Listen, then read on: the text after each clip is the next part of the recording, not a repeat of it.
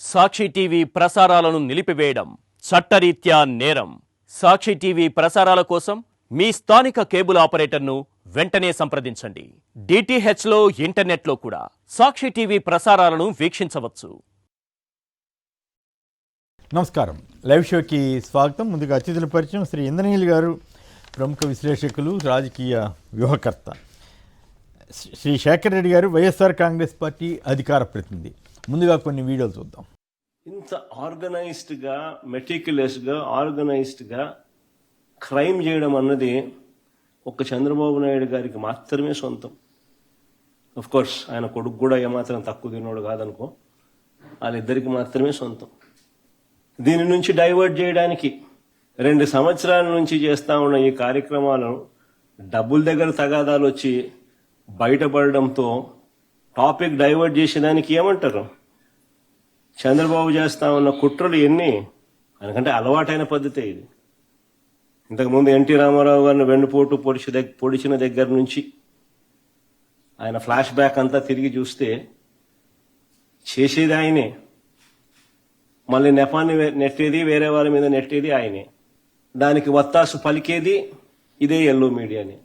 అప్పుడైనా ఇప్పుడైనా ఎప్పుడైనా ఇదే మోడస్ ఆపరండి. చంద్రబాబు నేరాలు చేస్తాడు, అది బయటపడేసరికి ప్రజలను తప్పుదోవ పట్టించేదానికి ఆయన దొంగల ముఠ ఎల్లో మీడియా సిద్ధమవుతుంది. అంతా ఆర్కెస్ట్రేటెడ్గా ఒక అబద్ధాన్ని నిజమని చెప్పి నమ్మించే దానికోసం డైవర్షన్ పాలిటిక్స్లో చెప్పిన అబద్ధమే 100 సార్లు చెప్పే కార్యక్రమం జరుగుతూ పోతుంది.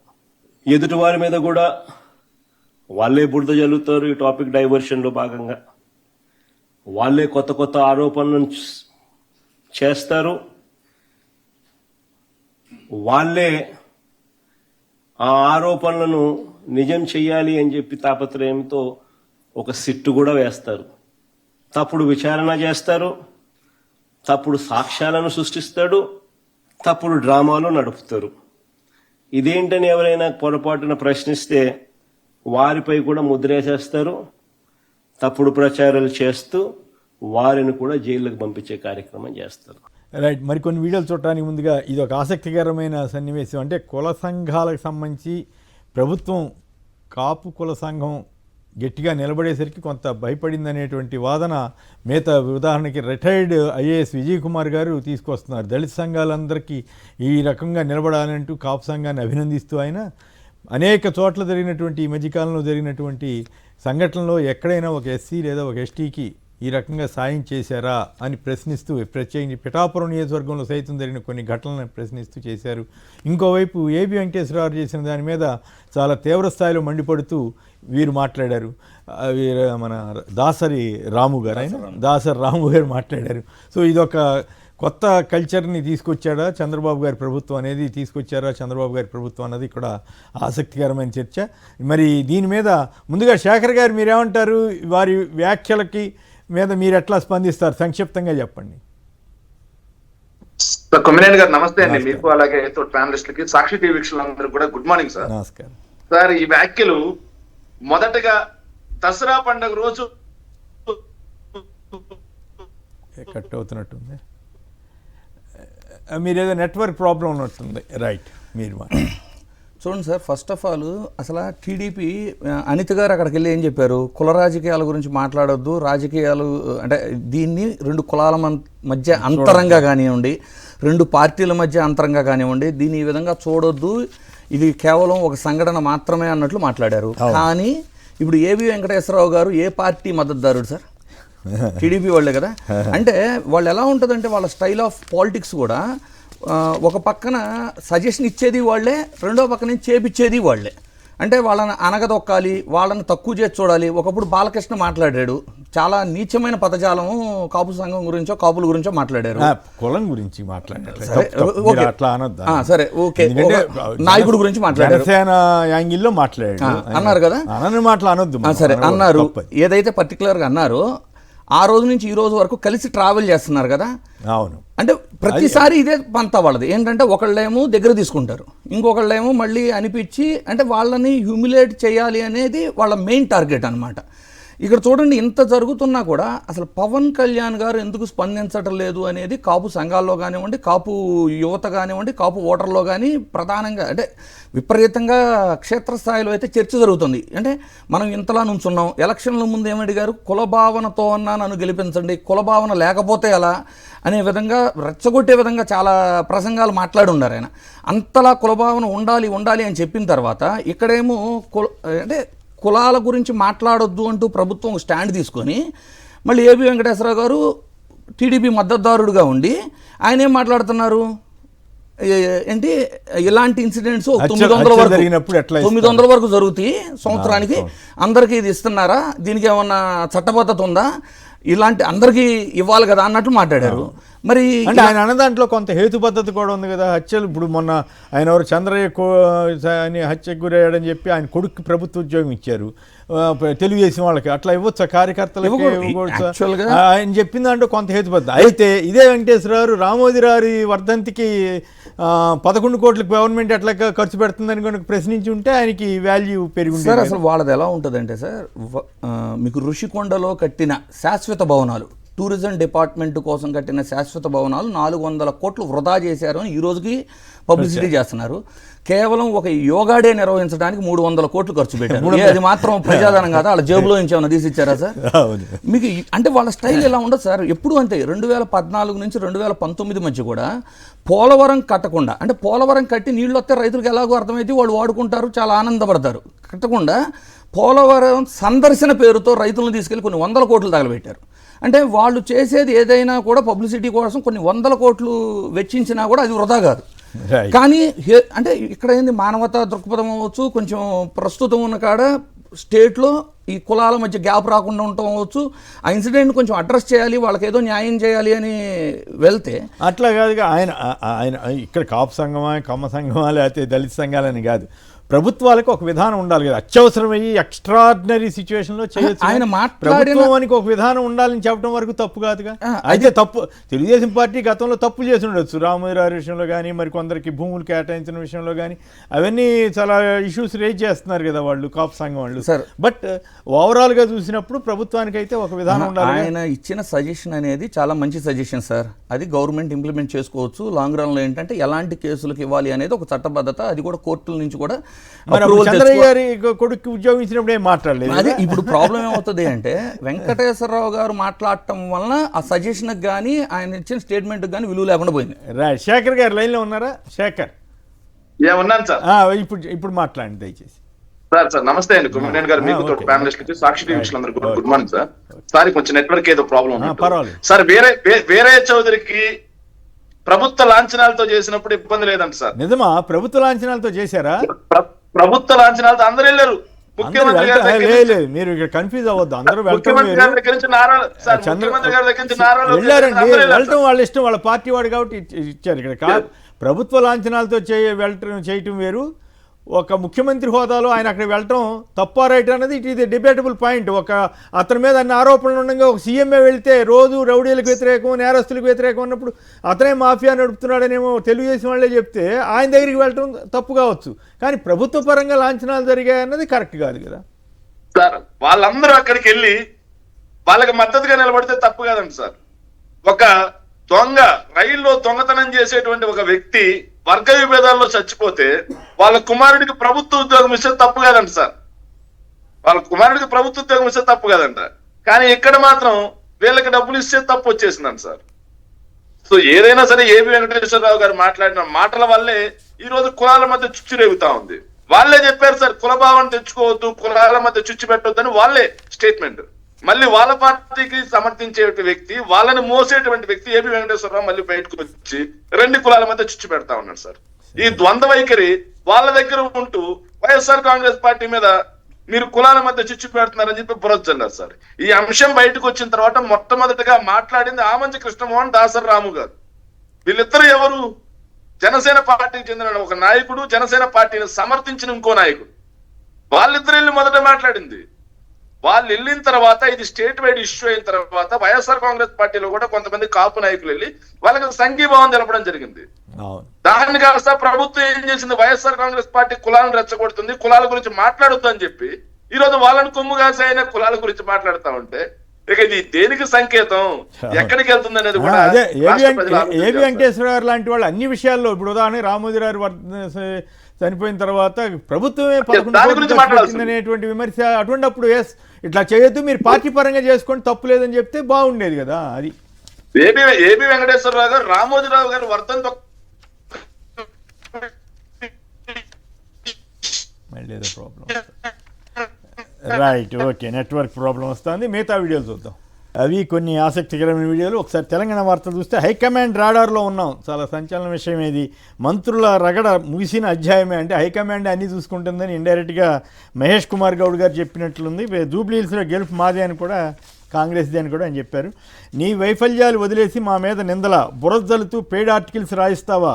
సీఎం తీరుపై మంత్రుల కొత్త 16 మంది మంత్రుల్లో ఎంతమంది మధ్య సమన్వయం ఉన్నదో చెప్పగలవా? నీ సొంత జిల్లా ఎమ్మెల్యేలే వేరు కొంపడి పెట్టుకున్నారు, వాళ్ళని ఏం చేసినావు అంటూ నిన్న తెలుగుదేశంకి మద్దతు ఇచ్చే ఒక పత్రిక ఇక్కడ కాంగ్రెస్ కూడా బుధానేసుని కాస్తుంది కదా, వాళ్ళు రాసిన ఒక ఆర్టికల్ మీద రేవంత్ రెడ్డి గారికి కాస్త ఎలివేషన్ ఇచ్చే విధంగాను, మంత్రుల్ని అండర్మైన్ చేసే విధంగా రాసిందన్నది చాలామంది వాళ్ళు ఫీల్ అవుతున్నట్టున్నారు. అందుకనే ఇవాళ నమస్తే తెలంగాణలో మరి వాళ్ళ బాధ రాశారో వీళ్ళ విమర్శ రాశారో కానీ మొత్తం పెయిడ్ ఆర్టికల్స్ అని చెప్పి రాశారు. పెయిడ్ ఆర్టికల్స్ అనడానికి ఆధారం ఏంటంటే అక్కడ తెలుగుదేశానికి మద్దతు ఇవ్వటం, ఇక్కడ కాంగ్రెస్కి మద్దతు ఇవ్వటం. సో కాబట్టి ఆ రకంగా మరి అనకూడదు అనేది ఎవరికి వాళ్ళు ఆలోచించుకోవాలి. డాక్టర్ల ఉత్పత్తిలోనూ తెలంగాణ నెంబర్ 1, ఆ ఘనత కేసీఆర్ ప్రభుత్వానికి దక్కిందన్న కేటీఆర్. ఎమ్మెల్యేలకు డీసీసీ పదవులు ఇస్తామని మహేష్ కుమార్ గౌడ్ గారు చెప్పారట. అవి తెలంగాణ సంబంధించి. ఇక ఏపీ వార్తలోకి వెళ్తే ప్రభుత్వం దగ్గర డబ్బులు లేవట, అందరూ 116 రూపాయలు విరాళం ఇవ్వండి అంటూ ఒక ఆయన మెడికల్ కాలేజీ నిర్మాణానికి విరాళంగా 116 రూపాయలు పంపారట. ఇంకొక మహిళ ప్రభుత్వ తీరుకు నిరసనగా ఫ్రీ బస్సులో టికెట్ తీసుకుందట. ఉల్లి సాగు చేసి నాశనం అయ్యాం, ఏ పంటకు గిట్టుబాటు ధర లేదు, రైతు పరిస్థితి అధ్వాన్నం, 50 ఏళ్లకే పింఛన్ ఏమైంది. కర్నూలు జిల్లా వెల్దుర్తిలో మహిళ ఫైర్, ఇవాళ మహిళ ఫైర్. ఇందాక ఇక్కడ ఈనాడులో చూస్తే మిర్చి రైతుల బాధలు, ధర తగ్గిపోయిందని చెప్పి వాళ్ళు లోకల్ పేజీలో ఎక్కడో వేసుకున్నారు ఈ ఉల్లి ధర. నిజంగానే ఈ మహిళ ఫ్రీ బస్సుని విమర్శించి ఇప్పుడు ఆ రైతులను ఆదుకునే విధంగా డబ్బులు ఇవ్వచ్చు కదా, వీళ్ళు పరిహారం ఇవ్వచ్చు కదా ఎంతో కొంత. అసలు ఏ రైతు కూడా ఆంధ్రప్రదేశ్లో గుండె మీద చేసుకొని చెప్పమన్నాడు సార్, నాకు పెట్టిన పెట్టుబడి అన్నా వచ్చింది అని.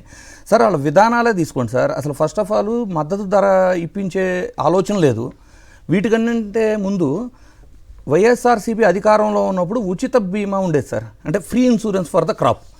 రాష్ట్రం మొత్తం ఎంటైర్గా వైఎస్ఆర్సీపీ ఇప్పుడు తీసేశారు సార్, తీసేశారు. ఇప్పుడు ఎలా ఉంటుందంటే ఎవరి కాళ్ళు కట్టుకోవాలనుకున్నప్పుడు వైఎస్ఆర్సీపీ ఏదైతే ఒక 600 కోట్లు 700 కోట్లు మనం ఫ్రీ ఇన్సూరెన్స్ కట్టామో అది 100 కోట్లు పడిపోయింది అంటే 100 కోట్లు తగ్గిపోయింది, 6 రెట్లు తగ్గిపోయారనమాట ఆ ఇన్సూరెన్స్ అప్లై చేసుకునేవాళ్ళు.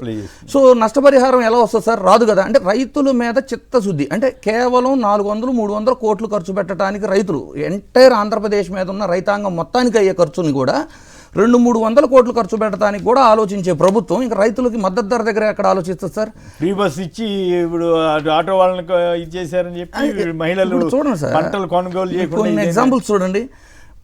మామిడి ధర గురించి బాగా, అంటే జగన్మోహన్ రెడ్డి గారు వెళ్ళిన తర్వాత అడావిడిగా నేషనల్ గవర్నమెంట్తో మాట్లాడేసి ఒక రేట్ ఫిక్స్ చేశారు కదా. మనకంటే ముందు నెల రోజుల ముందు కర్ణాటక ప్రభుత్వం నెల రోజుల ముందు, అక్కడ ఉన్న గవర్నమెంట్ ఏంటి సార్? కాంగ్రెస్ గవర్నమెంట్. నెల రోజుల ముందు వెళ్ళి మనకంటే బెటర్ రేటు తెచ్చుకోగలిగారు. ఇక్కడ ఆల్మోస్ట్ రైతులంతా అమ్మేసుకొని పంట లేనప్పుడు ఊరక వచ్చి పబ్లిసిటీ స్టంట్ మేము కూడా చేసామని. నెల రోజుల తర్వాత అంటే క్రాప్ అంతా హార్వెస్టింగ్ అయిపోయిన తర్వాత చేంజ్ చేస్తారు వీళ్ళు. అంటే ఒకటిగా సార్ పత్తి మిరప ఇప్పుడు కూడా చూడండి, వానల వల్ల పత్తి అంతా నాశనం అయిపోయినట్టే. అసలు వాళ్ళకి చిత్తశుద్ధి ఉంటే అసలు ఆ మినిమం ఆ గిట్టుబాటు ధర గురించి ఒక్కసారైనా మాట్లాడారా? ఎప్పుడన్నా జగన్ గారు వచ్చి వాళ్ళని పరామర్శిస్తే అప్పటికప్పుడు అక్కడ మార్కెట్లో కొనుగోలు స్టార్ట్ చేస్తారు. అవన్నీ ఓకే అనుకోండి, కానీ ఇక్కడ ఇంట్రెస్టింగ్ విషయం ఏంటంటే ప్రభుత్వ తీరుకు నిరసనగా ఫ్రీ బస్సులో టికెట్ తీసుకున్నారట మహిళ. వాళ్ళ ఉద్దేశం అదే కదా సార్. శేఖర్ లైన్లో ఉన్నారా? ఏమన్నాను సార్? రైట్, ఇప్పుడు చెప్పండి, ఇందాక కంప్లీట్ చేసి ఇప్పుడు ఈ దీని మీద కూడా మాట్లాడండి సార్. అక్కడ నీరుకొండలో 11 కోట్లు పెట్టి డిపిఆర్ కే ఖర్చు పెట్టారు కదా సార్, దాని గురించి కూడా పూజ్యులైనటువంటి ఏపీ వెంకటేశ్వరరావు గారు మాట్లాడుంటే బాగుండేది సార్. ఇక పంటల విషయానికి సంబంధించి సార్ రాష్ట్రంలో రైతులందరి పరిస్థితి ఈ రోజు ఏంట్రా అంటే, ఈ ప్రభుత్వం అధికారంలోకి వచ్చిన తర్వాత రాష్ట్ర ప్రభుత్వం నుంచి రావాల్సినటువంటి సబ్సిడీలు మొత్తం ఆపేశారు సార్. రాష్ట్ర ప్రభుత్వం నుంచి ఇవ్వాల్సినటువంటి తోడ్పాటు మొత్తం ఆపేశారు సార్. సార్ చెప్పినట్టుగా, రాజకీయ విశ్లేషణ సార్ చెప్పినట్టుగా ఉచిత పంటల బీమా ఎత్తేశారు సార్. ఇంద్రనీల్ గారు చెప్పినట్టు ఆ ఉచిత పంటల బీమా ఎత్తేయడంతో రైతులందరూ కూడా ఇన్సూరెన్స్ చేసుకునే పరిస్థితి లేకుండా పోయింది. ఇన్సూరెన్స్ చేసుకునే పరిస్థితి లేకపోవడంతో ఈ రోజు మంతన్ తుఫాన్ అని వస్తుంది సార్. రాష్ట్ర వ్యాప్తంగా పత్తి మొత్తం ఏదైతే పాడైపోయినటువంటి పరిస్థితి, మిరప మొత్తం మునిగిపోయినటువంటి పరిస్థితి, ధాన్యం ఎక్కడికెక్కడ పొలాల్లోనే పాడైపోతున్నటువంటి పరిస్థితి. ఈ పరిస్థితుల్లో ఇన్సూరెన్స్ కి ఉంటే రైతుకి ఎంతో కొంత లబ్ధి పొందిండేవాడు. కానీ ఆ ఇన్సూరెన్స్ ను పక్కన పెట్టారు. సరే, మద్దతు ధర అనే అంశం వచ్చింది సార్. నిజంగా ఈ ప్రభుత్వం అధికారంలోకి వచ్చిన తర్వాత మొదటగా జగన్మోహన్ రెడ్డి గారు మిర్చి రైతుల గురించి పట్టించుకుంటే మిర్చి రైతుల గురించి మాట్లాడారు. తర్వాత పొగాకు గురించి జగన్మోహన్ రెడ్డి గారు మాట్లాడితేనే, తర్వాత మామిడి గురించి జగన్మోహన్ రెడ్డి గారు మాట్లాడితేనే, తర్వాత బత్తాయి గురించి జగన్మోహన్ రెడ్డి గారు మాట్లాడితేనే, ఆఖరికి ఉల్లి గురించి జగన్మోహన్ రెడ్డి గారు మాట్లాడినా సరే ఆఖరికి పట్టించుకోవడం మానేశారు. ఆక్వా రైతుల పరిస్థితి ఏందో తెలియదు. ఇలా రాష్ట్ర వ్యాప్తంగా ఏ పంటకి ఆ పంట ఈ పంట అని లేదు సార్. అన్ని పంటలకి మద్దతు ధర లేదు కాబట్టి ఆ మహిళ కూడా కడుపు మండింది. నిరసన ఎలా తెలపాలి అని, అయ్యా మీ ఉచిత బస్సు ఇవ్వడం కాదయ్యా, ఆరుగాలం కష్టపడి ఎండనక వాననక ఏదైతే పంటను కాపాడుకుంటూ వస్తే ఈ రోజు మా పంటకి గిట్టుబాటు ధర లేక మేము రోడ్ల మీద పారేసే పరిస్థితి వస్తుంటే నీ ఉచిత బస్సు ఎవడికి కావాలయ్యా అని చెప్పి ఆ మహిళ ఆవేదనతో చేసుకున్నటువంటి నిర్ణయం సార్ అది. రైట్. డిపిఆర్కే అన్ని కోట్ల, ఎందుకలా నా పేరు చెప్పుకుని ప్రజాధనం దుర్వినియోగం చేస్తావు, మెడికల్ కాలేజీలు కట్టించవచ్చు కదా అని ఎన్టీఆర్ అన్నట్లుగా సోషల్ మీడియాలో జోకులు వేస్తున్నారు. 11 ఎన్టీఆర్ విగ్రహం డిపిఆర్ తయారీకే 11.56 కోట్లట. ఆశ్చర్యం. మరి సుప్రీంకోర్టు తీర్పు దీనికి వర్తిస్తుందో లేదో తెలియదు, కానీ తిరునల్వేలిలో కరుణానిధి గారి విగ్రహం ప్రభుత్వం ఏర్పాటు చేయబోతే డిఎంకే ప్రభుత్వం సుప్రీంకోర్టునో చెప్పింది. మీ పార్టీ నాయకుడిగా ఉన్నటువంటి ఆయన పనిగట్టుకుని మీ ప్రభుత్వంలో ఎట్లా ఏర్పాటు చేస్తారని చెప్పి అడిగారు. మరి ఈ ఇంట్రెస్టింగ్ ఇదే కదా, 11 కోట్లు ఒక డిపిఆర్కే వేశారంటే ఎన్టీఆర్ గారి విషయంలో ఆశ్చర్యమే. మరి అంత అభిమానం వచ్చేసింది వాళ్ళకి. సార్, అభిమానం రావడం పక్కన పెడితే ప్రభుత్వ ధనాన్ని ఒక రాజకీయ పార్టీ యొక్క వ్యవస్థాపకుడి పేరుతో అతనికి నిర్మించడం అనేది రాజ్యాంగంలో అయితే యాక్సెప్ట్ చేయరు న్యాచురల్. కానీ ఇక్కడ ఏం జరుగుతుంది, ప్రశ్నించే వాళ్ళు లేరు. ఫస్ట్ ఆఫ్ ఆల్ వాళ్ళ ఇష్టానుసారంగా డిపిఆర్లు ఇస్తారు. ఇప్పుడు 600 కోట్ల బడ్జెట్తో ఆ విగ్రహాన్ని ఏర్పాటు చేయాలనే ప్లానింగ్లో ఉండారు. 600 కోట్లు కాదు, 300 కోట్లు. సరే, 300 కోట్లు, 11 కోట్లు అయితే కేవలం డిపిఆర్కి అయితే శాంక్షన్ చేశారు, జీవో ఇచ్చారు. ఇప్పుడు నేనేమంటానంటే సార్, ఫస్ట్ నాకున్న అసలు ఒక డౌట్ ఉంది సార్.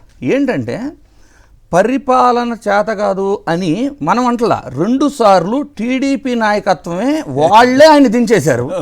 అంటే వాళ్ళు చేసింది అదే కదా. నాదెండ్ల భాస్కర్ గారు దించినా, తర్వాత చంద్రబాబు గారు దించినా ఏమని చెప్పారు, పరిపాలనని కరెక్ట్గా చేయట్లేదనే కదా, చేత కావట్లేదనే కదా, చాలా ఆరోపణలు చేశారు కదా. అంటే ప్రజా పరిపాలన చేతగాని వ్యక్తి యొక్క విగ్రహానికి ఇన్ని కోట్లు ప్రజాధనాన్ని అలా ఉపయోగిస్తారు అనేది నాకు ఒక పెద్ద ప్రశ్నలా మిగిలిపోయింది సార్. వచ్చింది మీకు, అంతే కదా సార్. వాళ్ళు చెప్పింది, ఇప్పుడు నేనేమంటలా, వాళ్ళు 2 సార్లు పరిపాలన చేత కాదు అని చెప్పి దించేసిన వ్యక్తి ఈరోజు మహానాయకుడు అయిపోయాడు. విగ్రహానికి ప్రభుత్వం అంటే ప్రభుత్వ డబ్బు అంటే ప్రజల డబ్బు సార్, పార్టీ డబ్బుతో కట్టుకోమనండి, తప్పేం కాదు. అవును, రైట్. ఇదేదో శేఖర్ గారు చెప్పిన వాదన ఆసక్తికరంగా ఉంది. నిజంగానే 2 సార్లు దించేసి అనేక రకాలుగా ఆయన మీద అభాండాలు వేసిన వాళ్ళు ఇప్పుడు ఎట్లా కట్టుకుంటున్నారు విగ్రహాలు, ఆ స్థాయిలో అంత ప్రజాధనం వృధా చేస్తారా అని ఎన్టీఆర్ గారు కూడా అంటున్నారంట. ఎందుకయ్యా ఇప్పుడు మెడికల్ కాలేజీలు కట్టించవచ్చు కదా, నా పేరు చెప్పుకుని ఎందుకు ప్రజాధనం దుర్వినియోగం చేస్తున్నావు అంటూ సోషల్ మీడియాలో ఒక కార్టూన్ వేశారు. మీరేమంటారు? సంక్షిప్తంగా ఒక మాటలో చెప్పండి శేఖర్. సార్, మీరు 300 కోట్లు ఖర్చు అంటున్నారు సార్. ఆ 300 కోట్లతో మెడికల్ కాలేజ్ పూర్తయ్యేది. దానికి ఎన్టీఆర్ గారి పేరు పెడితే, స్వర్గీయ నందమూరి తారక రామ గారు పేరు పెడితే మెడికల్ కాలేజ్ అని వేలాది మంది ప్రజలకు అండగా నిలబడి ఉండేది సార్. కానీ ఇంద్రనీల్ గారు చెప్పింది బాగా ఆసక్తిగా అనిపించింది సార్ నాకు. 2 సార్లు పరిపాలన చేతగాలేదని దించేశారు సార్. సరే, ఒకసారి అంటే నాదెండ్ల భాస్కర్ రావు గారు, తర్వాత వదిలిపెట్టండి. ఇప్పుడు ముఖ్యమంత్రిగా ఉన్నటువంటి వ్యక్తే క్యాంప్ రాజకీయాలకు తెరలేపి ఆయనకి పరిపాలన చేత కాదు, ఆయన చేతగానోడు అక్కడ దారుణంగా కార్టూన్లు వేయించారు. అవి నేను మాట్లాడకూడదు కూడా, పాపం చనిపోయిన వ్యక్తి. ఆయన గురించి వాళ్ళు వేసినంత మాత్రాన మనం మాట్లాడడం పద్ధతి కాదు. ఈనాడు పేపర్లో అయితే దారుణంగా, మీరు పెద్దవారు, మీరు ఇంకా బాగా గమనించుంటారు సార్, దారుణంగా కార్టూన్లు వేయించారు. బట్టలు ఇప్పించి మరీ కార్టూన్లు వేయించారు ఆయన చేత. రైట్. కార్టూన్ వేయించి ఏదైతే వైస్రాయ్ హోటల్ దగ్గర బయట ఆయనకి జరిగినటువంటి అవమానం కూడా మీరు చూసుంటారు సార్, సాక్షులు మీరే ఉంటారు. నేను అప్పుడు అక్కడే ఉన్నాను ఆ టైంలో. సాక్షులు మీరే ఉంటారు. అంత దారుణంగా ఆ ఘటన జరిగినప్పుడు నేను అక్కడే ఉన్నాను. అవమానించి ఈ రోజు ఏమో విశ్వవిఖ్యాత నట సార్వభౌముడు దైవాంశ సంభూతుడు అంటారంటే చంద్రబాబు నాయుడు గారిది నోరా నిజంగా ఆయనకి 4 మంది ఏమవుతారు. మనకు ప్రజలు అంటా ఉంటాడు కదా సూపర్ సిక్స్ అమలు ఆయన చేయలేదంటే స్ట్రాటజీని మీరు అర్థం చేసుకోవాలి. ఆయన స్ట్రాటజీ రాజకీయాలు ఆయన సక్సెస్ అదే ఫార్ములా కదా. అప్పుడు మాట ఇప్పుడు మాట చెప్పి అవకాశవాదమే ఆయన సక్సెస్. మరి దీన్ని అవకాశవాద రాజకీయం అంటారు సార్. చేయకూడదని ఉందా? చేయకూడదని ప్రజాస్వామ్యంలో అవకాశవాద రాజకీయం చేయకూడదని లేదు కదా. ఆయన తెలివిగా సక్సెస్ అయ్యాడు. మరి మిగతా వాళ్ళు అర్థం చేసుకోవాలి ఏది ఎట్లా ఏది ఎప్పుడు అయితే కరెక్టా కాదా, ఒక విధానానికి కట్టుబడి ఉండాలా వద్దా అన్నది నైతికత అనేది ఉండాలి. రైట్. రాజకీయాలు నైతికత అంటే నువ్వు మాబోటాళ్ళం జర్నలిస్టులుగా ఉండే కబుర్లు చెబుతావు నైతికత అని. రాజకీయ నాయకులు పాటిస్తే ఏమవుతుంది కొమ్మును గుద్ది. అది ఆ అనుభవం చంద్రబాబు గారు జనానికి నేర్పారు. అయ్యా ఎక్కడ నైతికంగా చెప్పాలి, ఎక్కడ ఉండకుండా చేయొచ్చు, ఏం చేయొచ్చు అనేది అదొక లెసన్స్ అనమాట ఇవన్నీ కూడా. రైట్. ఈ తాత తన మనవరాలు చనిపోతాం పర్మిషన్ ఇవ్వండి, ఏపీ హైకోర్టులో పిటిషన్. ఇది నిజమో కాదో కానీ చాలా సంచలనంగా ఉంది. అమరావతి ల్యాండ్ పూలింగ్లో ఆ వృద్ధురాలి 5 సెంట్లు ఇంటి స్థలం పోతే సిఆర్డీ అధికారులు ఆ భూమికి భూమి ఇస్తామంటే తాము ల్యాండ్ పూలింగ్కి ఒప్పుకున్నామని, ఇప్పుడున్న ఇంటిని ఖాళీ చేయమని ఒత్తిడి చేస్తున్నారని అంటూ గుంటూరు జిల్లా రాయపూడి గ్రామానికి చెందిన వృద్ధురాలు పిటిషన్ వేసిందంట. హైకోర్టు వారు కూడా విచారణకు స్వీకరించారంట. ఏదైనా వృద్ధాప్య హాస్టల్లో చేరవచ్చు కదా అని అన్నారట. ప్రభుత్వ పరిధిలో ఏపీ నడవడం లేదని 1 వారం గడువిస్తే కౌంటర్ ఫైల్ చేస్తామని చెప్పారట. మరి ఇది నిజంగా మానవీయ కోణంలో ప్రభుత్వాలు ఇటువంటి చూడాల్సిన అవసరం అయితే ఉంది. భీమవరం డీఎస్పీ జయసూర్య మంచి అధికారి, డిప్యూటీ స్పీకర్ రఘురామకృష్ణరాజు చెప్పింది కరెక్ట్, పవన్ కలుస్తా, అసలు గుట్టు విప్పుతా, మాజీ ఎమ్మెల్యే గ్రంథి శ్రీనివాస్ అన్నట్టుగా ఒక వార్త చూశాను. అది కరెక్ట్ అయితే ఇంట్రెస్టింగ్గా ఉంది. జనసేనలోనే 2 గ్రూపులు ఏర్పడినాయి. ఏంది ఆయన జనసేనకి వెళ్ళిపోయాడు కదా. భీమవరంలో 14 నెలలుగా క్లబ్ నుంచి డబ్బు వసూలు చేస్తున్న వాళ్ళు 2 నెలలుగా ఆదాయం రాకపోవడంతో పోలీస్ అధికారిని టార్గెట్ చేశారు. ఆ పోలీస్ అధికారి మీద పవన్ కళ్యాణ్కి ఫిర్యాదు చేయడం దారుణం అంటూ వీరు రాశారు. అయితే ఆ పోలీస్ అధికారి ఉండి ఇంకెక్కడెక్కడ ప్యాకాట్ శిబిరాలను ఎలవ చేస్తున్నారు కానీ భీమవరంలో ఎలవ చేయట్లేదు అనేది ఇంకో వర్గం ఆరోపణ. అంటే ఇప్పుడు పవన్ కళ్యాణ్ గారి ఇది ఏమైనట్టు? ఇప్పుడు ఆయన పరుపతి తగ్గినట్ట, పెరిగినట్లా, ఆయన తెలివి తక్కువగా చేసినట్ట, తెలివిగా చేసినట్లా? మరి దానికి కట్టుబడి ఉన్నాడా? పవన్ కళ్యాణ్ గారి గాలి ప్రతిష్ట నిలబెట్టారా, గాలి తీసేశారా కూటమి ప్రభుత్వం? ఫస్ట్ ఆఫ్ ఆల్ పేకాట శిబిరాలు నడుస్తున్నాయి అని అయితే ఒప్పుకున్నారు కదా, అందరూ ఒప్పుకున్నారు కదా. అది అనైతికం. ఇప్పుడు ప్రాబ్లం ఏంటంటే సార్, వాళ్ళు తప్పు చేశామని ఒప్పుకున్న తర్వాత కూడా చర్యలు తీసుకునే కాడ కూడా వెనకాడుతున్నారు చూడండి. ఇప్పుడు పేకాట శిబిరాలు నడుస్తున్నాయి అని పవన్ కళ్యాణ్ గారు చెప్పారు, ఇప్పుడు భీమవరం గ్రంథి శ్రీనివాస్ గారు చెప్పారు. ఇంతమంది చెబుతుంటే డిప్యూటీ స్పీకర్ గారు ఆయన ఏం చెబుతున్నారు, ఇది కామను, మా ఏరియాలో పేకాట శిబిరాలు అదేదో మా ఆచారము సంస్కృతిలాగా ఆయన మాట్లాడటం. అంటే అఫీషియల్లీ అందరూ కలిపి క్లెయిమ్ చేస్తుంది, కూటమి నాయకులు క్లెయిమ్ చేస్తుంది ఏంటంటే రాష్ట్ర వ్యాప్తంగా పేకాట శిబిరాలు నడుస్తున్నాయి. అట్లాగే మీరు కానీ కొలికిపూడి శ్రీనివాస్ గారిని తీసుకున్నారనుకోండి, ఒక పక్కన నిన్న ఇన్సిడెంట్ జరిగింది కదా, ఇన్సిడెంట్ జరిగిన తర్వాత అక్కడ ఏం చెబుతున్నారు, అక్కడ మీకు బెల్ట్ షాపులు లేవు ఈ ప్రాంతంలో అని చెబుతున్నారు. ఆ ఊరు ప్రజలేమో బెల్ట్ షాపులు ఉన్నాయని చెబుతున్నారు. కొలికిపూడి శ్రీని గారేమో బెల్ట్ షాపులు 40 ఉండి మా దగ్గర అని చెబుతున్నారు. అంటే కూటమిలోనే ప్రజాప్రతినిధులు అంటే పార్టీ నాయకులు చిన్న చిన్న పోస్టులో ఉన్నవాళ్ళు కదా సార్, ప్రజాప్రతినిధులే క్లెయిమ్ చేస్తుంది ఏంటి అంటే పేకాట శిబిరాలు ఉన్నాయి, బెల్ట్ షాపులు ఉన్నాయి. అంటే ఇవన్నీ అనైతికం, అక్రమం అని కదా అందరికీ తెలుసు.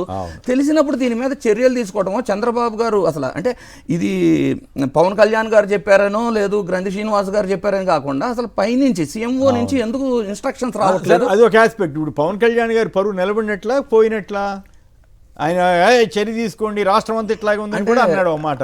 బేసికల్లీ సీరియస్ గా తీసుకోవాలి. శేఖర్ గారు మీరేమంటారు? జనసేనలోనే ఇప్పుడు 2 గ్రూపులు ఏర్పడినట్లున్నాయి భీమవరంలో. ఒకళ్ళేమో మంచాడని, ఒకళ్ళు కాదని, ప్యాకెట్ శిబిరాల మీద మిగతా చోట్ల అలవ్ చేసి ఇక్కడ అలవ్ చేయరని, ఇంకొకళ్ళు లక్షల రూపాయల ఆదాయం పోయిందని ఇంకొకళ్ళు. ఈ గందరగోళం ఓవరాల్గా పవన్ కళ్యాణ్ గారికి పరువు తీసినట్లా లేకపోతే ప్రతిష్ట నిలబడినట్లా ఈ ఉదంతంలో? సార్ ఉంటే కదా సార్ మళ్ళీ పోవడానికి, ఉంటే దాన్ని పోవడానికి సార్. లోకల్ గా ఉన్నటువంటి ఎమ్మెల్యే అంజిబాబు గారు కంప్లైంట్ చేశారంట సార్ పవన్ కళ్యాణ్ గారికి. ఏంటంటే ఇక్కడ మొత్తం పైకాట శిబిరాలు మొత్తం కూడా నడిపించట్లేదు, పక్కన నడిపిస్తా ఉన్నాయి కాబట్టి అతని మీద చర్య తీసుకోవాలని కంప్లైంట్ చేసినట్టున్నారు. దానికి పవన్ కళ్యాణ్ గారు ఊగుతూ ఓ లెటర్ రాశారు సార్. కానీ దారుణమైన అంశం ఏంటంటే RRR గారు మీటింగ్ పెట్టినప్పుడు మీరు గమనించుంటారో లేదో సార్, పక్కనే కొనతాల రామకృష్ణ గారు ఉన్నారు సార్. ఆయన జనసేన పార్టీ ఎమ్మెల్యే సార్. అవును, జనసేన పార్టీ ఎమ్మెల్యేని పక్కన పెట్టుకొని రఘురామకృష్ణరాజు పవన్ కళ్యాణ్ గారి మాటల్ని ఖండిస్తా ఉన్న జనసేన పార్టీ ఎమ్మెల్యే పక్కనే కూర్చో ఉన్నాడు సార్. ఇక పవన్ కళ్యాణ్ గారి పరువు ఉన్నట్ట గంగలో కలిసినట్ట, దానికి జనసేన పార్టీ వాళ్ళు సమాధానం చెబితే వింటాం సార్ మేము. అంతేనా? సో ఎక్కడ సార్ ఇక రఘురామకృష్ణరాజు గారు అయితే నిస్సిగ్గుగా 2 అడుగులు ముందుకేసి 13 ముక్కలాట అనేది మా గుండెకాయ, మా గుండెల అంతర్భాగం అంటున్నాడు సార్. రైట్. అంటే జోదం అనేది అంతర్భాగమా? అవును, ఏం చేద్దాం అనుకుంటున్నారు రాష్ట్రాన్ని? అవును, జగన్మోహన్ రెడ్డి గారు చెప్పారు సార్, పెద్ద పెద్ద పోలీస్ ఆఫీసర్లే దగ్గరుండి మరి జోదం ఆడిస్తున్నారు అని. అవును, అది నిజం అని పవన్ కళ్యాణ్ గారు కూడా కొంచెం ధృవీకరించినట్టుగా సరిపోయింది సార్. అవును, ఇది కరెక్టే. ఇది ఇప్పుడే నేను సోషల్ మీడియాలో చూశాను. ఇప్పుడు మా వాళ్ళు ప్రజాశక్తి, సాక్షి రెండిట్లోనే వచ్చింది.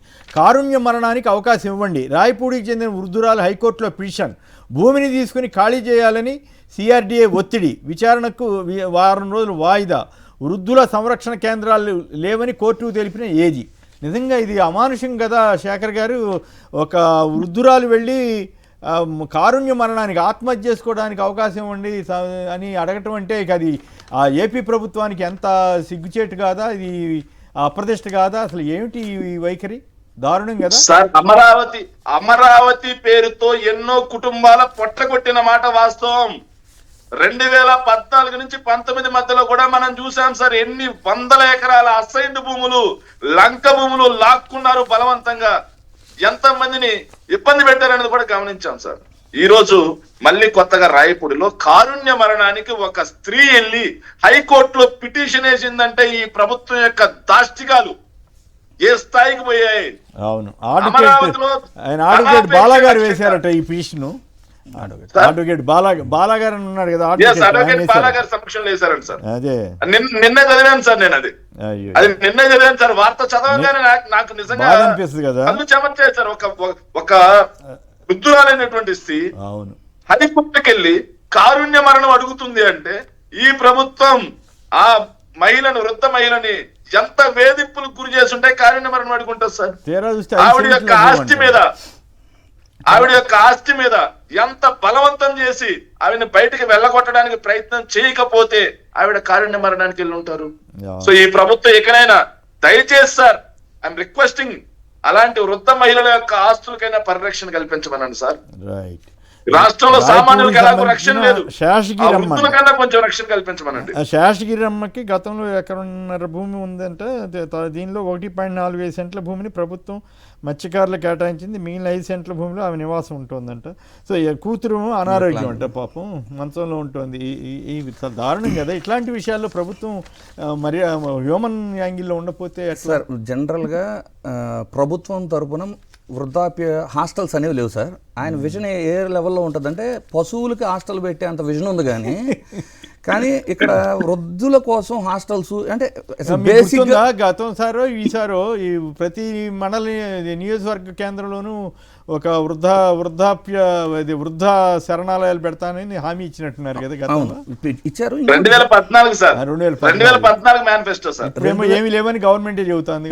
ఇప్పుడు అమరావతిలో సార్ ఇది ఒకళ్ళ సమస్య కాదు సార్. 2016లో ఎవరైతే ల్యాండ్స్ ఇచ్చారో వాళ్ళందరికీ కూడా ప్లాటింగ్ ఇచ్చి ఇంతవరకు దానికి బౌండరీస్ కానివ్వండి, ఏ వర్క్స్ అవ్వలేదు, అక్కడ ఏ డెవలప్మెంట్స్ జరగట్లేదని రైతులు అందరి దగ్గర నుంచి వ్యతిరేకత ఉంది. సో వాళ్ళకి పునరావాసాలు అరేంజ్ చేయకుండా లాక్కుంటే ఇప్పుడు వాళ్ళు ఎక్కడ ఉంటారు సార్? ఆవేదనలో కూడా చాలా అర్థం ఉంది. సో అది అర్థం చేసుకుని వాళ్ళు ఇమీడియట్ గా అడ్రస్ చేయాల్సిన ఇష్యూని కూడా దీన్ని కూడా ఏం చేస్తారు, ఒక మహిళ అది కూడా ఏంటి వాళ్ళ కూతురుకు బాగాలేదు, తను చాలా రీజనబుల్ గా వెళ్ళి అంత దూరం వెళ్ళాల్సిన పరిస్థితి ఎందుకు వస్తుంది?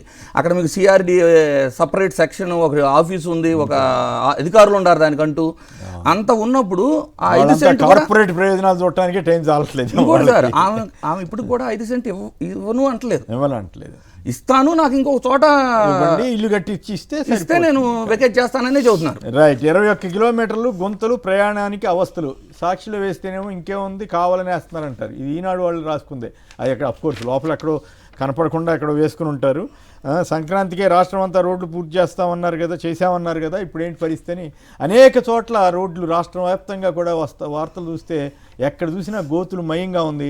ఈనాడు వాళ్ళే రాశారు, వెంకటగిరి నుంచి బాలాయిపల్లి వెళ్ళే మార్గంలో 21 కిలోమీటర్ల రహదారి గుంతలమయమైపోయిందంట. మరి చంద్రబాబు గారు ఈనాడు వాళ్ళు రాశారని కాబట్టి అన్నా మీరు చర్య తీసుకుంటే మంచిదేమో. కేసినేని చెన్ని మునిగిపోతున్న నావా, టీడీపీ ఎమ్మెల్యే కొడికిపూలి నాతో మాట్లాడితే దమ్ముగా చెబుతా, మచిలీపట్నం గొడుగుపేట వెంకటేశ్వర స్వామి ఆస్తుల కబ్జాకు విజయవాడ ఎంపీ చిన్ని ప్రయత్నించారంటే పేరు నాని తీవ్రంగా విమర్శిస్తున్నారు. కొత్త జిల్లాలు రెవెన్యూ డివిజన్ల ఏర్పాటు కొరికి మార్కాపురం కేంద్రంగా కొత్త జిల్లా ఏజెన్సీలోనూ మరొకటట. మరి రాయచోటి అక్కడ మదనపల్లి అవన్నీ అన్నారు కదా, మరి అవన్నీ ఏం చేస్తారు. పెట్టుబడులే లక్ష్యంగా 3 రోజులు 25 కీలక భేటీలు జరిపారని చెప్పి వీళ్ళు రాశారు. గోల్మాల్ ఇక ఇదేందో అర్థమే కావట్లే, ఈ లులు మాల్కిన్ను వీళ్ళకి ఏం సంబంధం, ఆశ్చర్యం వేస్తుంది. విశాఖ విజయవాడ మల్లవల్లిలో భూ సంతర్పణ, విశాఖలో దాదాపు 700 కోట్ల భూ సంతర్పణ, బెదవాడలో మరో 600 కోట్ల భూమి దారాదత్తం, మల్లవల్లిలో అప్పనంగా మెగా ఫుడ్ పార్క్, ఇవన్నీ దక్కించుకుంటుంది ఒకే సంస్థ, అదే లులు అంటూ దానికి సంబంధించినటువంటి మిగతా వాళ్ళ దగ్గర నుంచేమో అధిక డబ్బులు వసూలు చేస్తూ గత ప్రభుత్వమే ఎక్కువ రేట్లు ఇచ్చి ఇప్పుడు ఈ ప్రభుత్వం మాత్రం 50 లక్షలకే ఇస్తుందట. దాని మీద స్టోరీ వచ్చింది. దీని మీద రియాక్ట్ అవుతారు. ఏంటి లులు మీద అంత ప్రేమ ఏంటి, నాకు అర్థం కాలేదు. అంటే జనరల్గా లులు మీద ప్రేమ అంటే అది 2014 to 19 మధ్య కూడా లులుకి శాంక్షన్ చేశారు సార్. ఇలాంటివన్నీ కూడా కిట్కో ప్రో టైప్ ఉంటాయి అన్నమాట. సో ఎలా ఉంటుంది అంటే అంత ఆల్రెడీ డెవలప్ అయిపోయి అంత ప్రైమ్ ఏరియాలో ఎవరైనా వచ్చి పర్చేజ్ చేసుకోవడానికి అవకాశం ఇస్తేనే పర్చేజ్ అయిపోతుంది. రీసెంట్గా మీరు హైదరాబాద్లో తీసుకుంటే ఎంత రేటు బలిగినాయి స్థలాలు గవర్నమెంట్ ఆక్షన్ వేస్తే, అలాంటి అవకాశం ఉన్న ల్యాండ్ని లూలుకి అంత తక్కువ ధరకి ఇవ్వడం అనేది అన్యాయం అనమాట. బిడ్డు ఇచ్చి వేలంపాటు పెడితే ఎంత వచ్చేదో ఇప్పుడు ఇక్కడ పెట్టారు కదా. అవును, అదే వైఎస్ఆర్ సిపిఐఎంలో ఏం చెప్పారు, మీకు కావాలంటే మేము కూడా ఇస్తాం ల్యాండ్ ఎక్కడ ఇస్తారు, డెవలప్ అవ్వాల్సిన ఏరియాలో అయితే మీకు ఫ్రీగా ఈ విధంగా 99 పైసలకు ఇలా మేము కూడా ఆఫర్ చేస్తాం. భోగాపురం ఎయిర్పోర్ట్ డెవలప్ అవుతుంది, ఆ ఏరియాలో ఆ లైన్లో ఎక్కడైనా మీరు ప్లాన్ చేసుకోండి, మేము కూడా ఇస్తామని చెప్పారు. కానీ ఆల్రెడీ డెవలప్ అయిపోయి ప్రైమ్ ఏరియాలో అక్కడ అంత రేటు ఉన్న కాడ అంటే కేవలం తమ వాళ్ళకి అది అంటే ఇచ్చేయాలనే దృక్పథంతో ఇవ్వటం. అక్కడే కాదు సార్, మళ్ళీ తీసుకొచ్చి విజయవాడలో ఇచ్చారు. విజయవాడలో ప్రైమ్ లొకేషన్ కాదా, బస్ స్టాండ్ గవర్నర్పేటలో పాత బస్ స్టాండ్ అనేది ఏమన్నా అంటే ఊరు బయట ఏదన్నా ఇప్పుడు డెవలప్ అవ్వాల్సిన ఏరియానా కాదు కదా. మళ్ళీ ఇప్పుడు చూడండి, గతంలో ₹1,00,00,000 పైన రెంట్ కలెక్ట్ చేసే ₹1,92,00,000 అంట, గతంలో నెలకి 16 లక్షలు అంట, ఈ రోజు 4 లక్షలకి బెవరేజ్ అనే సంస్థకి ఇచ్చారట. వీళ్ళు నెలకి అప్పుడేమో 16 లక్షలు అయితే ఇప్పుడు 4 లక్షలకే, అంటే 50 లక్షలకే అద్దెకి ఇచ్చేసారు. 4 రెట్లు తగ్గించి మళ్ళీ చూడండి ఇక్కడ కూడా 5 సంవత్సరాలకు ఒకసారి 5% ఇంక్రిమెంట్, 10%, అప్పుడు ప్రతి సంవత్సరానికి 10% రెంట్ ఇంక్రిమెంట్ అని రాశారు. అంటే చూడండి ఎలాంటి ప్రోత్సాహకాలు అంటే, మన వాళ్ళు అయితే మనం ఎంతైనా ఇవ్వచ్చు, వడ్డీ ఇచ్చేవాడు మనాడైతే అనే సామెత ఉంది చూడండి సార్, ఆ టైప్లో ఉంది. కానీ ఇక్కడ ఇంకొకటి బాగా అబ్జర్వ్ చేయాల్సిందేనా సార్, ఇప్పుడు కూటమి ప్రభుత్వం కదా, కూటమి ప్రభుత్వంలో లూలు వాళ్ళవి లక్నో ఏరియాల్లో ఏవైతే వాళ్ళ మీద ఎలిగేషన్స్ ఉన్నాయో అక్కడ బీజేపీ వాళ్ళని అంతలా అపోజ్ చేస్తూ వాళ్ళ మాల్స్కి వెళ్ళి నిరసనలు తెలుపుతూ అంత ఎలిగేట్ చేస్తున్న బీజేపీ ప్రభుత్వం ఇక్కడ మాత్రం ఎందుకు స్తబ్దుగా ఉండిపోతుంది ఆంధ్రప్రదేశ్లో. రెండోది, కేరళలో కూడా వీళ్ళకి అసైన్ చేసిన ల్యాండ్స్ లీగల్ ఇష్యూస్ ఉండి ఇప్పటికీ కోర్టులో నడుస్తున్నాయి. ఇన్ని ఇష్యూస్ ఉన్న హైదరాబాద్లో 519 కోట్లు కొనుక్కున్నారు కదా, కొనుక్కున్నారు. ఫ్రీగా మరి ఎందుకు బీజేపీ నాయకులు ఎందుకు మాట్లాడట్లేదు? బీజేపీ నాయకులు మరి మాట్లాడాలి కదా, వాళ్ళ గుజరాత్లో బీజేపీ కొనిపించినప్పుడు ఇక్కడ ఫ్రీగా ఎందుకు ఇస్తున్నారు అని కూటమిలో ఉన్న బీజేపీ అడగాలి కదా, తక్కువ ధరకి ఎందుకు లీజుకి ఇస్తున్నారని అడగాలి కదా. ఏం చేస్తాం. రైట్, ఇది మోడీ దశాబ్దం అంటే భారతీయులది కూడా.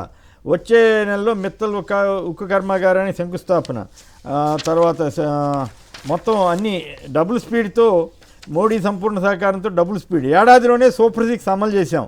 చంద్రబాబు గారు పీటీఐకి దుబాయ్లో ఇచ్చిన ఇంటర్వ్యూలో ఈ విషయాలు చెప్పారు. నిజంగానే సూపర్ 6 ఒక ఏడాదిలో అమలు చేశారా? ఇతర హామీల సంగతికి మాట్లాడుకుని కేవలం సూపర్ 6 అంటారు. పోనీ సూపర్ 6 అన్న సరిగా అమలు చేశారా శేఖర్ గారు? సార్, మీరు సూపర్ 6 గురించి మాట్లాడితే సీనియర్ జర్నలిస్ట్ అని కూడా చెప్పకుండా మీకు 4 మందం అంటారు సార్ చంద్రబాబు నాయుడు గారు.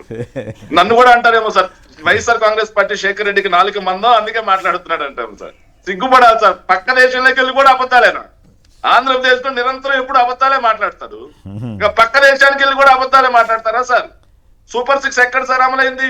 అవును. నిరుద్యోగ వృత్తి ఏమైంది? అంటే దుబాయ్లో చెప్పారు, సూపర్ ఇక్కడ సిక్స్ లో భాగమా కాదా? పీటీఐకి ఇచ్చారు కదా దుబాయ్లో, కానీ ఇక్కడికి వచ్చిన తర్వాత కానీ చెప్పారు. నాకు సరిగా కనపడలేదని ఒక వార్తా సంస్థ ఇచ్చిన ఇంటర్వ్యూలో ఎక్కడైనా చెప్పండి సార్. పీటీఐకి దుబాయ్ లో ఉండి ఇచ్చారు సార్. అది అక్కడదేనా? ఓకే. దుబాయ్ నుంచే ఇచ్చారు సార్. అది అవును. పక్క దేశంలోకి వెళ్ళి కాదు, ఒక ఏడాది కాలం దాదాపు సూపర్ 6 అసలు ఏమీ ఇవ్వలేదు కదా. ఒక ఏడాది ఎట్లా పూర్తి చేసామంటారు? ఏడాది అయిన తర్వాత కొన్ని ఇచ్చామని చెప్తే అది వేరే విషయం. కానీ సార్ ఆయన మొట్టమొదటి ఇచ్చినటువంటి సూపర్ 6 హామీ ఏందిరా అంటే దీపం పథకం కింద గ్యాస్ సిలిండర్ సార్ ఇస్తానని సంవత్సరానికి 3 సిలిండర్లు సార్. అంటే 12 నెలలకు 3 ఇవ్వాలి సార్. కానీ 17 నెలలకు 1 సిలిండర్ ఇచ్చారు సార్. అది కూడా 1,50,00,000 మందికి ఇవ్వాల్సి ఉంటే ఇచ్చింది 80,00,000 మందికి సార్. పెన్షన్ మరి సూపర్ 6 ఎక్కడ పెన్షన్ వరకు కొంత ఇచ్చారు. ఆ తర్వాత ఒక ఏడాది ఎగ్గొట్టిన తల్లికి వందనం ఇప్పుడు కొంతమంది పెన్షన్ సూపర్ 6 లోది కాదు సార్. కాదు, పెన్షన్ సూపర్ 6 లోది కాదు సార్. అవును. సో తల్లికి వందనం కింద ఒక ఏడాది ఎగ్గొట్టారు. ఇప్పుడు కూడా అరకొరగా ఇచ్చారు. అన్నదాత సుఖీభావ కింద ఒక ఏడాది ఎగ్గొట్టారు. ఈ ఏడాది కేవలం 5,000 ఇచ్చారు. 20,000 ఇస్తా అని చెప్పి 5,000 ఇచ్చారు సార్. నిరుద్యోగ వృత్తి పూర్తిగా లేదు. సిలిండర్ల ఊసే లేదు. ఒకటి ఇచ్చారు. 2 ఏళ్ళు అవుతుంది. 2 ఏళ్ళకి కానీ 1 సిలిండర్ ఇచ్చారు. ఇంకెక్కడ సూపర్ 6 పూర్తిగా అమలైంది? ఆడబిడ్డ నిధి ఏమైంది? ఆడబిడ్డ నిధి కింద ₹1, ₹10 బిల్లు ఇచ్చారా? మరి ఇలా సూపర్ 6 అమలు చేసి నిజంగానే ఆడబిడ్డ నిధి అమలు చేసాం, ప్రతి ఇంటికి ప్రతి మహిళకి 1,500 చొప్పున ఇస్తున్నాం చూసుకోండి మేము కాబట్టి ఇచ్చామని చెప్తే శభాష్ అని అనాల్సిందే. అట్లాగే నిరుద్యోగ వృత్తి 3,000 ఇవ్వమంటే ఇస్తే అట్లా దీనికి ఏమో P4 అన్నారు. ఆ P4 ఏమైందో తెలియదు ఆడబిడ్డ నిధికి. ఈ నిరుద్యోగ వృత్తి ఏమో ఉద్యోగాలు వచ్చేసినాయని చెబుతున్నారు. ఇప్పుడు లక్షల కోట్లు 10 లక్షల కోట్లు పెట్టుబడులు ఆల్రెడీ వచ్చేస్తున్నాయి. సార్ కొమ్మినేని గారు, మీరు నేను బాగా గమనించారు. 2016, 17, 18 ఆ టైంలో మీ చర్చా కార్యక్రమాల్లో మీరు చూపించి మాట్లాడారు సార్. చంద్రబాబు నాయుడు గారు ప్రతి సందర్భంలో దుబాయ్, అదే విధంగా చైనా, అదే విధంగా దావోస్కి వెళ్ళేవాడు సార్. కొన్ని పత్రికల్లో, ఆంధ్రజ్యోతి, ఈనాడు పత్రికల్లో పెట్టుబడుల వెల్లువ, సునామీ, తుఫాను, ముంచెదుతున్న పెట్టుబడులు 10 లక్షల కోట్లు, 5 లక్షల కోట్లు, 20 లక్షల కోట్లు రాసేవాళ్ళు సార్. బ్యానర్ ఐటమ్స్ రాసేవాళ్ళు సార్. మరి తేరా వచ్చింది ఎన్నిరా అంటే 32,806 కోట్ల రూపాయలు చంద్రబాబు నాయుడు గారు 5 ఏళ్ల టర్మ్ లో గ్రౌండ్ అయిన పెట్టుబడులు. మరి వెల్లువ, సునామీ ఇవన్నీ కూడా కేవలం ఆయన ప్రకటనలకి, ఎల్లో మీడియాలో బ్యానర్ ఐటమ్లకి మాత్రమే పరిమితం తప్పిస్తే రియాలిటీలో ఎక్కడా లేదు సార్. Right sir. ఆడబిడ్డ అనేది ఒక ఎగ్జాంపుల్ చెప్తానండి. కాదు, ఎంత సూపర్ 6 అమలు చేసామని అన్ని కాదు సార్, అందులో ఇంకా చాలా పెండింగ్ ఉంది. ఎలక్షన్ క్యాబినెట్ విషయాలు 140 పైన ఉన్నాయి కదా. 140 అవన్నీ రీసెంట్. సూపర్ 6 లోనే నిరుద్యోగ వృత్తి పెండింగ్ ఉంది, బీసీలకి 50 సంవత్సరాలకు పెన్షన్ పెండింగ్ ఉంది, ఆడబిడ్డ నిధి పెండింగ్ ఉంది. అయితే నేను ఒక పథకం ప్రజలకు అర్థం అవడానికి చెప్తాను. ఆడబిడ్డ నిధి అనేది 18 సంవత్సరాల వయసు నిండిన, అంటే ప్రతి ఓటర్కి ఎలిజిబిలిటీ లాగా చెప్పారు దాన్ని. 3,30,00,000 మంది ఓట్లు వేశారు సార్ మొన్న. ఆల్మోస్ట్ 4 కోట్ల మంది పైన ఓట్లు నమోదు చేసుకొని ఉన్నారు. అందులో మహిళా ఓటర్లు దగ్గర 2 కోట్ల పైన ఉన్నారు. వాళ్ళకి నెలకి 1,500 కాడికిస్తే ఈ 5 ఏళ్ల టర్మ్లో 1,00,000 కోట్ల కంటే ఎక్కువ బడ్జెట్ సార్. ఒక రైతు రుణమాఫీ కంటే కూడా 2 రెట్లు ఎక్కువ లాంటి ఒక బడ్జెట్. వాళ్ళకన్నీ తెలిసి కూడా కేవలం ఓట్లు దండుకోవడానికి, ప్రజలను పిచ్చాలను చేయడానికి మాత్రమే అనౌన్స్ చేసిన పథకం సార్. 1,00,000 కోట్లు యానిస్ తెచ్చిస్తారు సార్. ఈ రోజున 500-600 కోట్లు మెడికల్ కాలేజ్ డబ్బులు లేదు. సంపద సృష్టిస్తా ఉన్నారు. సంపద సృష్టించడం తెలిసిన పవన్ కళ్యాణ్ గారు కూడా చెప్పారుగా. అట్లాగే చెబుతారు సార్. ఇప్పుడు చెవిలో చెప్పమన్నారు కదా సార్. చెవిలో వచ్చి చెప్పమన్నాడు కదా సార్. మనసు ఉంది, మార్గం ద్వారాలు మూసివేయబడినవి అంటున్నారు. 20 లక్షల మంది యువతకి అలాగే కదా. 3,000 అంటే ఎంత బడ్జెట్ అది? ఒక 40,000 కోట్ల 5 ఏళ్లలో 40,000 కోట్లు దానికి అవుతుంది. ఆడబడ్డ నిధికి అయితే 1,00,000 కోట్ల కంటే ఎక్కువ అవుతుంది. అండ్ బీసీలకి 50 సంవత్సరాలకే 4,000 పింఛన్ ఇవ్వాలంటే 8,000 కోట్లు అవుతుంది. ఇదంతా వాళ్ళకి తెలిసి, మన రాష్ట్ర ఆర్థిక పరిస్థితి బాగాలేదని తెలిసిన తర్వాత ఇచ్చి ప్రజలను మోసం చేయటమే. ఇదేమి ఇవ్వరు సార్, ఇవ్వలేరు కూడా. అంటే ఇచ్చినా ఇవ్వకపోయినా అసలు ఇట్లాంటి హామీలు ఇస్తే రాష్ట్రం నాశనం అయిపోతుంది, శ్రీలంక అయిపోతుందని వాళ్ళు చెప్పింది వాళ్ళే. అంతకు 3 రెట్లు ఎక్కువ ఇచ్చింది వాళ్ళే. ఆ రోజున జగన్ గారు నెత్తి నోరు ముత్తుకుని చెప్పారు వాళ్ళు అన్ని అబద్ధాలు చెబుతున్నారు, మోసపూరిత హామీలు అంటే కూడా అది నడిచింది కొంత అట్లా. రైట్. ఇక మరొక అంశంలోకి వెళ్దాం. గిరిజన మహిళలకు సంబంధించి, గిరిజన విద్యార్థులకు సంబంధించి జరుగుతున్న దీని మీద శేఖర్ గారు సంక్షిప్తంగా దాని మీద కూడా చెప్పండి. గిరిజన విద్యార్థి నిన్న పేపర్లో వచ్చింది, మరో విద్యార్థికి పాపం ఏందని. సో ఎందుకు శ్రద్ధ తీసుకోవట్లేదు? మంత్రి గారేమో అన్నీ నేనే, మంత్రి గారు వెళ్తారా అని దాని మీద కామెంట్, పవన్ కళ్యాణ్ గారికి జ్వరం వస్తేనే హైదరాబాద్ దాకా వెళ్తారు, గిరిజన విద్యార్థులకి వస్తే ఏరియాలో అంటే ఒకరికి వస్తే కాకపోయినా హాస్టళ్ళు వాటిలో గురుకుల పాఠశాలలో వస్తే కనీసం చూడరా అని సోషల్ మీడియాలో ప్రశ్నిస్తున్నారు. సార్, రాష్ట్రంలో ఈ రోజు చంద్రబాబు నాయుడు గారి సర్కారులో మంత్రుల యొక్క పనితీరు ఎలా ఉందంటే, ఆవిడ ఒక గిరిజన సంక్షేమ శాఖ మంత్రిగా ఉండి గిరిజన పాఠశాలల్లో విద్యార్థులు వాటర్ కంటామినేషన్ అయి చచ్చిపోతా ఉన్నా, ఏదైతే సీజనల్ డిసీజెస్ తో బాధపడతా ఇబ్బంది పడి చచ్చిపోతా ఉన్నా సరే, జ్వరం వస్తే నేనా కారణం, జాండీస్ వస్తే నేనా కారణం, అన్ని నేనే దగ్గర ఉండి చూసుకోవాలి, నాకు జ్వరం వస్తే ఊరు చూసుకోవాలి అని ఒక సట్టరికల్ గా మాట్లాడతారు సార్. బాధ్యత లేకుండా ఆవిడ శాఖలో ఏం జరిగినా నేనా బాధ్యత అన్నంత బాధ్యత రాహిత్యంగా ఆవిడ మాట్లాడుతున్నారు సార్. ఇంకో పక్క అయితే హోంమంత్రి గారు కూడా సార్, నలుగురు మంత్రుల గురించి చెప్పాలి సార్. హోంమంత్రి గారు శాంతి భద్రతలకు నేనా కారణం అని చెప్పి ఆవిడ మాట్లాడతారు సార్. ఇక అచ్చెన్నాయుడు గారు వ్యవసాయ శాఖలో జరిగేటువంటి తప్పులకు నేనా కారణం అంటారు సార్. మరి వీళ్ళకి ఎందుకు సార్ మంత్రి పదవులు? వాళ్ళ శాఖలో తప్పులు జరుగుతా ఉంటే, వాళ్ళ శాఖలో వీళ్ళ అసమర్థ పనితీరు వల్ల మనుషులు చచ్చిపోతా ఉంటే, గిరిజన పేద విద్యార్థులు చనిపోతా ఉంటే, మేమా కారణం, మాదా బాధ్యత అని బాధ్యత రాహిత్యంగా అడిగేటువంటి వీళ్ళు మంత్రి పదవులుగా ఉండడానికి అర్హులా కాదా అని గిరిజనులు ఆలోచన చేస్తా ఉన్నారు సార్. ఎంత సార్, మొన్న ఆవిడ ఇంటర్వ్యూ చూశాను సార్, ఎంత సట్టరికల్ గా మాట్లాడుతుంది. ఆవిడకి గిరిజన పాఠశాలలో ఏకలవ్య స్కూల్స్ ఎన్ని ఉన్నాయో తెలియదు, ఆశ్రమం స్కూల్స్ ఎన్ని ఉన్నాయో తెలియదు, సంక్షేమ పాఠశాలలు ఎన్ని ఉన్నాయో తెలియదు, లెక్క కూడా సరిగా తెలియదు సార్. నోటికొచ్చిన మాట మాట్లాడుతూ ఏదో సట్టరికల్ గా బాధ్యత లేకుండా సార్. ఈ రోజు గిరిజన సీజనల్ డిసీజెస్ తో గిరిజన పాఠశాలల్లో పిల్లలు సార్, మీకు ఒక ఫోటో చూపిస్తాను సార్. వాళ్ళు ఎంత దుర్మార్గం అంటే, వీళ్ళు ప్రభుత్వం అని చెప్పి వీళ్ళు చెప్పుకోవటం, దానికి వీళ్ళతో ప్రభుత్వం అంటారా సార్? ప్రజాశక్తి పేపర్ సార్, నిన్న చూశాను సార్, ప్రజాశక్తి పేపర్ లో మంత్రి ఇలాకాలో కంచాలు కరువు అంట సార్. 2 విద్యార్థులు 3 విద్యార్థులు ఒకటే పల్లెం, భోజనాలు చేసే చోటే కుక్కలు. మన్యం జిల్లాలోని ఆశ్రమ పాఠశాలల్లో హృదయ విచారక స్థితి. కనీసం పిల్లలు తినడానికి ప్లేట్లు లేవు సార్ ఆశ్రమం స్కూల్స్ లో. అవును, అప్పట్లో విద్యారంగానికి సంబంధించి జగన్ గారు అన్ని జాగ్రత్తలు తీసుకున్నారు కదా, ఇప్పుడు ఎందుకు వీళ్ళు చేయలేకపోతున్నారా ఏంటి? అసలు ఈ పరిస్థితి ఎందుకు వచ్చింది సార్? ఆవిడ మొన్న జగన్మోహన్ రెడ్డి గారిని ప్రశ్నించింది సార్. మీరు ఏదైతే వాటర్ కి సంబంధించి మినరల్ వాటర్ RO ప్లాంట్స్ పెట్టారు కదా, మీరు RO ప్లాంట్స్ పెడితే పిల్లలకు వాటర్ ఎట్ట కంటామినేషన్ సార్? జగన్మోహన్ రెడ్డి గారు ఆశ్రమం పాఠశాలస్ కానీ, ఏకలవ్య స్కూల్స్ కానీ, నాడు నేడు ద్వారా స్కూల్స్ మొత్తం కంప్లీట్ గా మారిపోయినాయి. అరకులో ఇలా ఉన్నటువంటి ఏకలవ్య స్కూల్ మీరు అందరూ చూసారు సార్ ఎలా ఉందో, ఫారిన్ లెవెల్లో ఉంది. కానీ వాటికి మెయింటెనెన్స్ అనేది అవసరమా కాదా? అంతేగా మరి. RO ప్లాంట్స్ క్లీన్ చేయాల్సినటువంటి పరిస్థితి ఉందా లేదా? ప్రతి ఏడాది పిల్లలకి ప్రతిరోజు బాత్రూమ్స్ క్లీన్ చేయాల్సినటువంటి పరిస్థితి ఉందా లేదా? పిల్లలకు ప్రతి ఏడాది కంచాలు, పుస్తకాలు, ఏదైతే యూనిఫాము, బ్యాగులు, బూట్లు ఇవ్వాల్సిన బాధ్యత ప్రభుత్వం మీద ఉందా లేదా? ఇవన్నీ వచ్చిన తర్వాత ఎగ్గొట్టి, సో ఎంతవరకు అవినీతి అధికారులను సస్పెండ్ అయిన వాళ్ళని ఎలా బయటికి తీసుకురావాలి, ఎలా లంచాలు దండుకోవాలి, జోబులు నింపుకోవాలన్నటువంటి ఆలోచన సార్. పిల్లలకి ఆశ్రమం గవర్నమెంట్ బల్లో పిల్లలకి తినడానికి కంచాలు లేక 2-3 తింటున్నారంటే, ఇక ఈ మంత్రి గారు ఉంటే ఏమి, రాజీనామా చేసి ఇంటికి వెళ్ళిపోతే ఏమి? హెల్త్ బడ్జెట్ కట్ చేస్తానని చమత్కారపూర్వకంగా అన్నా కూడా బట్ జరుగుతుంది. అది అనే మెడికల్ కాలేజీ 3,000 కోట్లు పెండింగ్ ఉంటే ఈ రోజున రోడ్లెక్కి యాజమాన్యాలు తిరుగుతున్నాయి. ఆరోగ్యశ్రీ ఆగిపోయింది. మొత్తం మీద మనసులో మాటే బయట పెట్టినట్టు అంతే సార్. మించింది బెల్ట్ షాప్ మద్యమే అంటూ కథనాన్ని ఇచ్చి సాక్షి వాళ్ళు నిజాలు దాచి బెల్ట్ ఫుటేజ్ కూడా మాయం చేశారంటూ తాజాగా ఒక వార్త ఇచ్చారు. దీని మీద కూడా చాలా ఆశ్చర్యం ఏంటంటే, ఎల్లో మీడియా అనబడేటువంటి పత్రికలు చాలా దారుణంగా, ఈనాడు వాళ్ళు కనీసం బైకర్ మద్యం మత్తే ఉసురు తీసిందని నిన్న హెడ్డింగ్ పెట్టారు. ఆంధ్రజ్యోతి వాళ్ళు మరీ దారుణంగా అసలు ఎక్కడ మద్యం అనే పదం లేకుండా రాశారట. నిన్న చూసిన వాళ్ళు చెప్తా ఉన్నారు. పైగా అక్కడితో ఆగారా?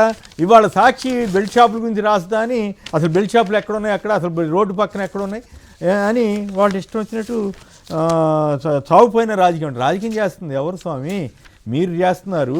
ఈ రకంగా చివరికి 20 మంది చనిపోయినటువంటి ఘటన మీద కూడా ఇంత దారుణంగా అసలు జర్నలిజం అంటారా దీన్ని? సిగ్గుచేటు కదా. ఒకప్పుడు ఎటువంటి జరిగితే ఆ ప్రభుత్వం ఎవరిదన్నది చూడకుండా మొత్తం వాస్తవాలన్నీ రాయటానికి పోటీ పడేవి. ఇప్పుడేందండి బాబు, మీరు అబద్ధాలు రాయాలని విపరీతంగా తాపత్రయపడుతూ పైగా అదే జర్నలిజం అన్నట్టుగా జనాన్ని మోసం చేయాలనుకోవటం ఏమిటో అర్థం కాదు.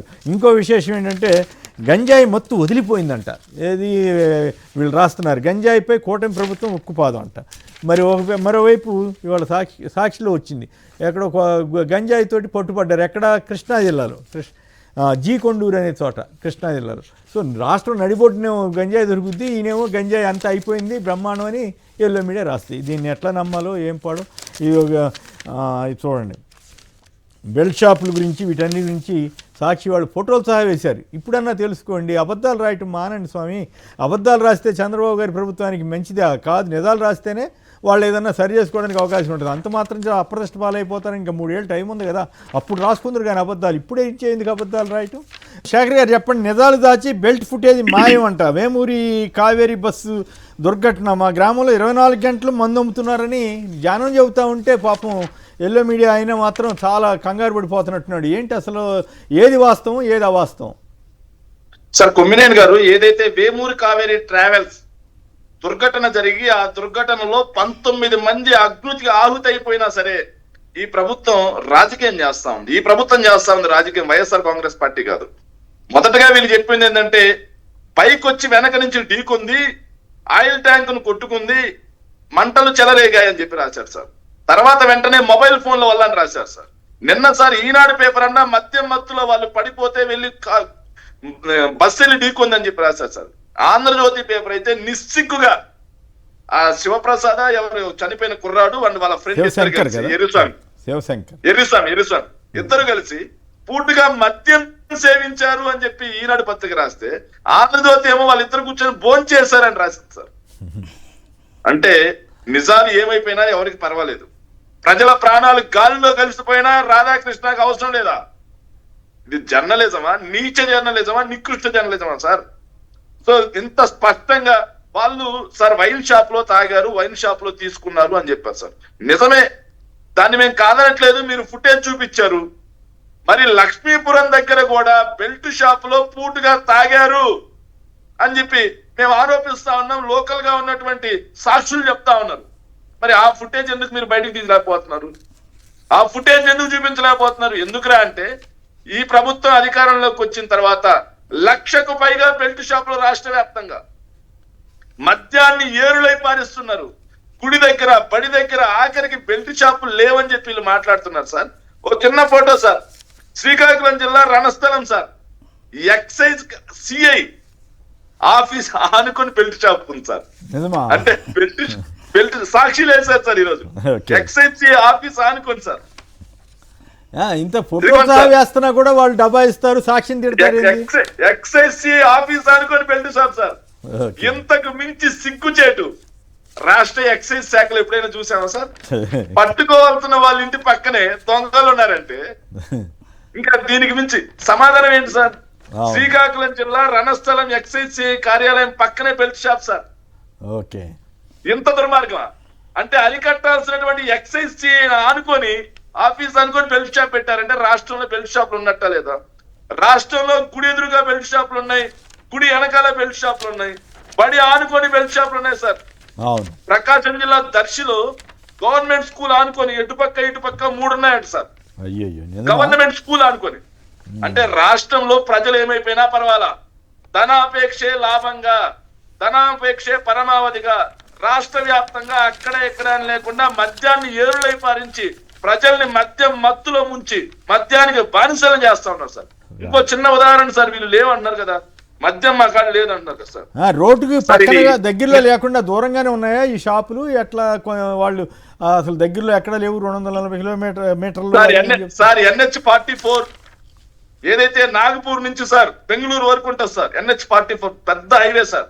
ఆ హైవేలో కర్నూలు దగ్గర ఆంధ్రప్రదేశ్ బార్డర్ స్టార్ట్ అవుతుంది, ఇక్కడ బాగేపల్లి దగ్గర కర్ణాటక బార్డర్ స్టార్ట్ అవుతుంది సార్. ఈ మధ్యలో ఉండేది మొత్తం ఆంధ్రప్రదేశే. ఈ హైవేలకు ఆనుకొని బార్లు ఉన్నమాట వాస్తవమా కాదా? ఈ హైవేను ఆనుకునే సుప్రీంకోర్టు గైడ్ లైన్స్ తొంగలో దొక్కి వైన్ షాపులు నడుస్తున్నమాట వాస్తవమా కాదా? ఈ హైవేలను ఆనుకునే ప్రతి డాబాలోనూ ఈ హైవేలను ఆనుకొని ప్రతి బడ్డీ కొట్టులోనూ బెల్ట్ షాపులు నడుస్తున్న మాట వాస్తవమా కాదా?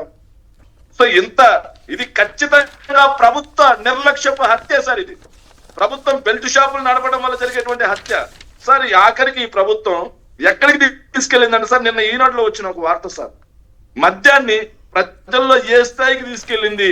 ఈ మొలకల చెరువు మద్యం, ఇబ్రహీంపట్నం మద్యం లాగా మద్యాన్ని ఏ స్థాయికి తీసుకొచ్చిందంట సార్. నిన్న ఈనాడు పేపర్ సార్ ఇది. 20 రూపాయల కోసం ప్లేడ్ తో దాడి. నేషనల్ మీడియా కూడా రాసింది సార్, టైమ్స్ ఆఫ్ ఇండియా కూడా రాసింది సార్. మద్యం మత్తులో దారుణం, బాధితుడు నిందితుడు 2 మైనర్లే. ఒక కుర్రాడు అరకులోయలో స్పోర్ట్స్, అల్లూరు సీతారామరాజు జిల్లా అరకులోయలో స్పోర్ట్స్ స్కూల్లో చదువుతున్నాడు సార్. 14 సంవత్సరాలు అంట సార్. ఆ కుర్రాడు ఏదో తీసుకుందామని చెప్పేసి కొనుక్కుందామని చెప్పి బజార్లోకి వస్తే ఇంకో 14 ఏళ్ల కుర్రాడు మద్యం మత్తులో నువ్వు నాకు 20 రూపాయలు ఇస్తావా ఇవా, నేను తాగడానికి డబ్బులు లేవని చెప్పి బ్లేడ్ తో పేక్ కోసాడు సార్. ఈ స్థాయిలోకి రాష్ట్రాన్ని మద్యం మత్తులో ముంచుతుంది ఈ ప్రభుత్వం కేవలం ధనాపేక్ష కోసం సార్. సో ఇక్కడ కూడా లక్ష్మీపురం సార్, చివరి ఒక మాట సార్, లక్ష్మీపురంలో గ్రామస్తులందరూ మూకుమ్మడిగా మా ఊర్లో బెల్ట్ షాపులు ఉన్నాయి, 24 గంటలు తెరుస్తున్నారు అని గ్రామస్తులు స్టేట్మెంట్ ఇస్తుంటే ఈ ప్రభుత్వం అక్కడ లేవు అని ఎందుకు చెబుతా ఉంది?